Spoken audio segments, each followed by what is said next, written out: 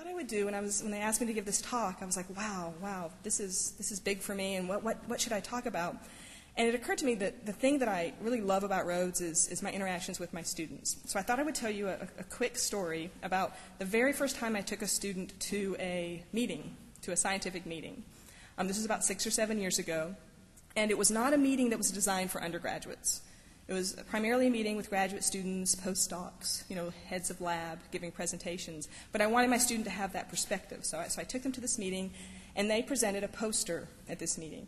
Now, it turns out that when I take my students to meetings, I've been told that I'm not a calming influence. So I'm not encouraged to stand next to them when they're giving their poster presentation.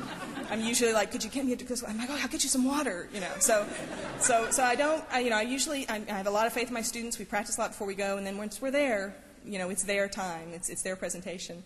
So at the end of the meeting, the heads of labs gathered to decide what students would be getting an award for their presentations. And this is specifically for graduate students. What student would be getting the graduate student award?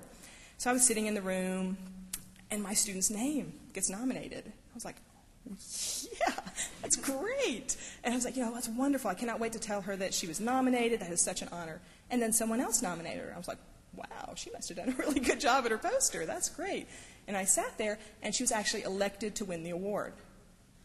And I was like, oh. So I'm a tiny bit competitive. This is really exciting, right? I was like, yes, she won this award. Then it occurs to me, this award is for outstanding poster presentation for a graduate student. And she is not a graduate student. So I stood up, and I said, hi, Mary Miller, Rhodes College. Just wanted to let you know that while this student is exceptionally deserving of this award, technically, she's a junior in college, not really a graduate student. Just wanted to let you know. So I sat down. And my response to that is one of the people nominated turned around and looked at me and they said, are you sure? And I was like, a lot of things I'm not sure of. This one I'm very sure. She's a junior at Rhodes, and somebody else said, well, it doesn't matter. She deserves an award. And in fact, they gave her this award. And I was so proud. And since then, more undergraduates have gone, and they have a separate award for undergraduates, and that's great. But my point of this story is that the time that I really recognize how fantastic Rhodes is when I see my students interact with my colleagues at these meetings. Because I always get these amazing comments from my colleagues. Oh, your students are so mature. They think at the graduate level. They're really hardworking. And I have to tell you, you're probably, all the students in the room are thinking, oh, well, yeah, sure, this was some, crazy, excellent student, the exception to the rule. If you look on the paper of this student's record, it was average. She's an average Rhodes student, and she blew them away at this meeting. And this is not an N of one. This happens consistently. You take students from Rhodes off the campus, they interact with professionals, and they really impress people. I've heard stories from other departments. It's not just limited to the biology department. So when I was thinking about this talk, I was like, well, why? Why is that? I mean, aren't all undergraduates this fantastic? Why are Rhodes undergraduates, when I interact with them off campus, recognized and so impressive? So I think this is fairly complicated. So obviously I'm not going to be able to, address that complicated issue. But I think one part of it is that Rhodes provides a culture where a student can create within themselves a genuine intellect. And in addition to that, they become intellects who are willing to take action.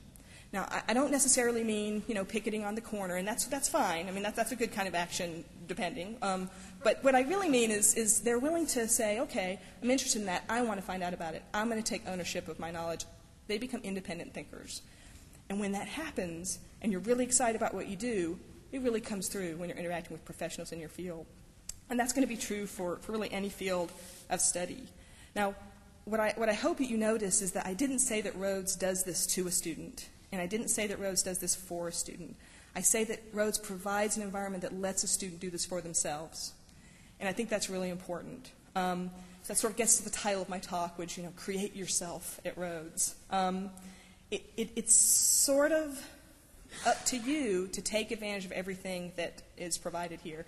You can come into Rhodes and 4 years later walk out the exact same person. And I think that would be just a little bit sad. Even if you're a great person when you walk in the door, you can be better and you can change. And it's hard to change. It's hard to embrace things that are different from yourself and to let yourself grow.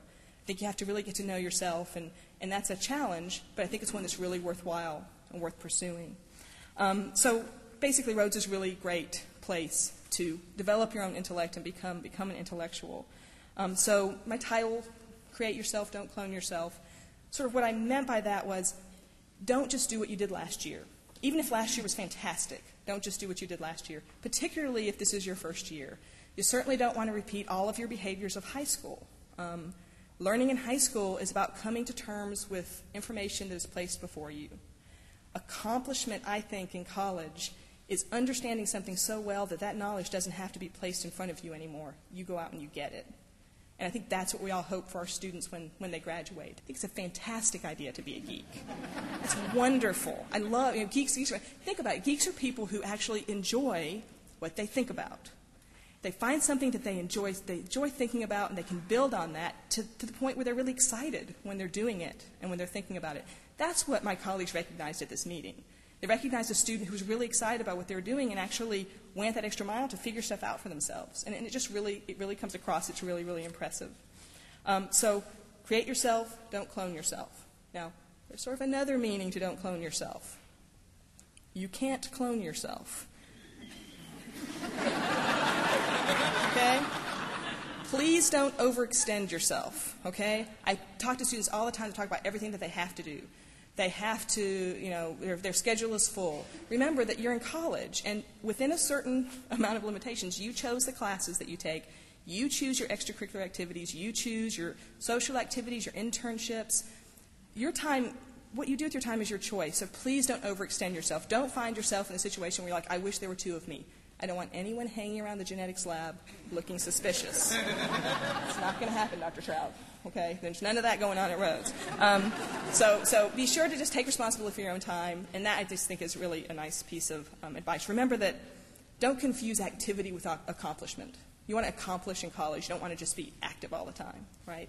That was all I was going to say today. I want to really thank everyone for this opportunity to speak to you, and welcome to Rhodes. Have a great year.